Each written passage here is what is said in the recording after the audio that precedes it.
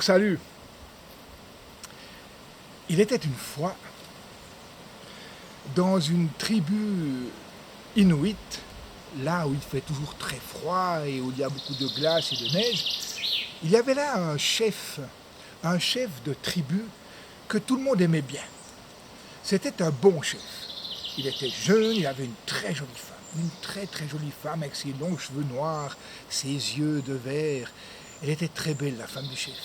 Mais lui, sa qualité principale, comme bon chef, c'était que lorsque les chasseurs avaient amené toutes les peaux de tout ce qu'ils avaient chassé durant l'hiver, eh bien, ils se rendaient à la ville et ils réussissaient à faire un très bon commerce. Et puis à récompenser chacune et chacun selon ses mérites et ses besoins.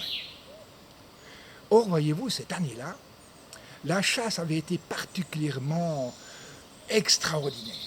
Vraiment une chasse qui avait ramené beaucoup de peaux et les chasseurs étaient très heureux de pouvoir apporter leur trophée au chef qui a empilé ça sur des traîneaux et qui, avec ses chiens, s'est rendu à la ville pour les vendre.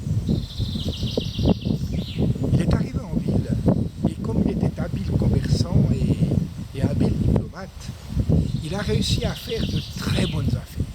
Il a bien vendu ses peaux et il a acheté des victuailles, des cadeaux, des souvenirs, tout ce que les gens ont besoin, voyez, et en pensant bien à chaque famille, à chaque chasseur, selon ses besoins et ce dont il avait vraiment envie. Il lui restait une peau de renard blanc et il s'est dit qu'avec celle-là, il pourrait offrir quelque chose à sa femme. Il est entré dans ce qu'on appellerait aujourd'hui une quincaillerie. Et il y avait des objets de tout, de rien. C'était bien achalandé. Et là, il a vu une plaque. Il a vu son image dans cette plaque. Il a vu un miroir.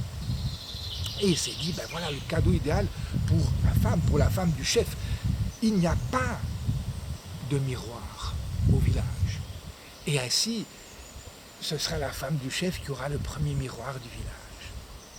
Il était très fier de ça et très content. Il a su bien marchander pour obtenir ce miroir qu'il a emballé dans une de ses chemises pour ne pas que le miroir se blesse, se griffe, se casse. Et puis il est rentré au village.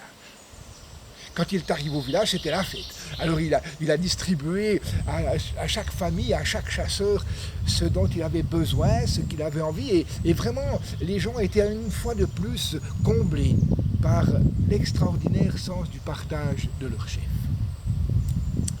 Quand il est entré dans l'igloo de sa femme, il lui a posé son cadeau à ses pieds.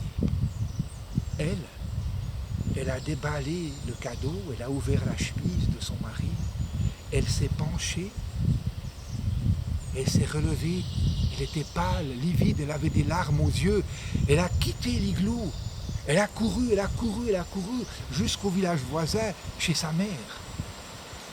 Et elle a dit à sa mère, mère, mon mari est rentré de la ville. Il a ramené avec lui une femme très belle, une femme magnifique. Il a même mis l'odeur sur elle. Elle est trop belle, mère, elle est trop belle.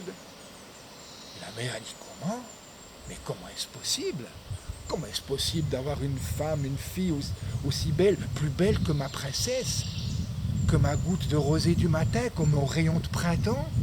Mais c'est pas possible, il faut que je voie cela de mes yeux, il faut que je le voie. Et la mère, elle a accompagné sa fille. Ils sont entrés dans l'igloo du chef. La mère s'est penchée, elle a reconnu l'odeur de son beau-fils. Elle s'est penchée sur ce cadeau. Elle s'est relevée en riant et a dit « Ma fille, ne t'en fais pas. Elle est vieille et toute ridée. » Voyez-vous, on ne voit bien que ses problèmes avec ses propres yeux. Aussi vrai que je vous le dis, mon compte est dit. Passez une très belle journée, prenez soin de vous et de ceux que vous aimez.